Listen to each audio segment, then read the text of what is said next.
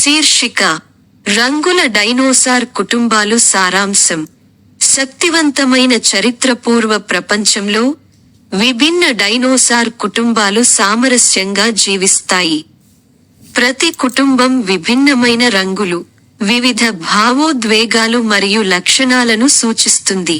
Red rage raptors, blue calm brontos, yellow joy triceratops మరియు green curious stegosaurs ఉన్నాయి. వారు ఒక మాయా లోయలో నివసిస్తున్నారు. ఇక్కడ రంగు భావాలను మరియు మనోభావాలను సూచిస్తుంది. పాత్రలు: Rex the red rage Raptor.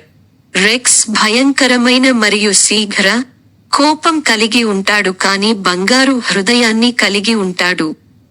అతని కోపాన్ని ఎలా నిర్వహించాలో మరియు ఇతరులను ఎలా రక్షించాలో అతని కుటుంబం అతనికి నేర్పుతుంది.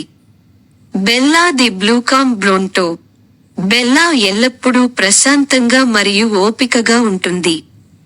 ఇతర డైనోసార్లు ఒత్తిడికి గురైనప్పుడు లేదా కలత చెందినప్పుడు వారికి సహాయం చేస్తుంది.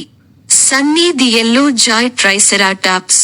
సన్నీ ఆనందం మరియు శక్తిని తెస్తుంది. ఆమె ఎక్కడికి వెళ్ళినా ఆమె అంటువ్యాధుల ఆనందంతో లోయను వెలిగిస్తుంది.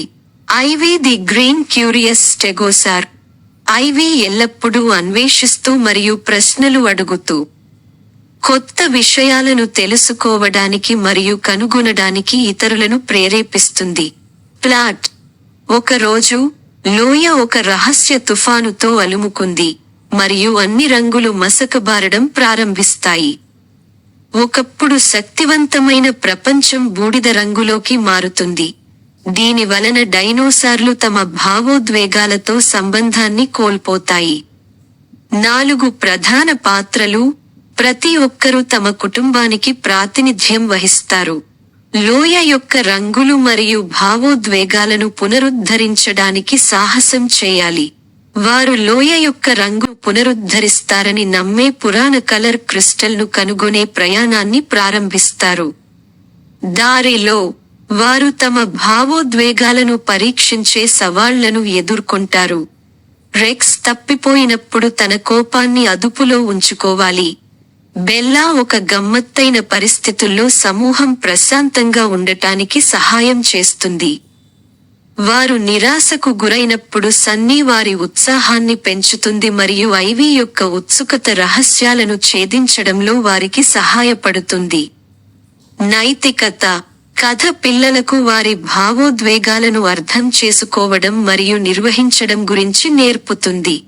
ప్రతి భావోద్వేగానికి ఒక స్థానం ఉందని మరియు విభిన్న భావాలతో కలిసి పనిచేయడం సామరస్యాన్ని సృష్టించగలదని ఇది చూపిస్తుంది.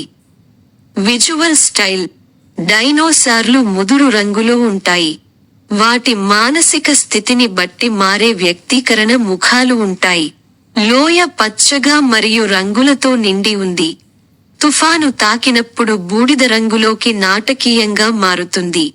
వారి అన్వేషణ యొక్క ప్రాముఖ్యతను హైలైట్ చేస్తుంది. ఈ కథ కార్టూన్ సిరీస్కి సరైనది.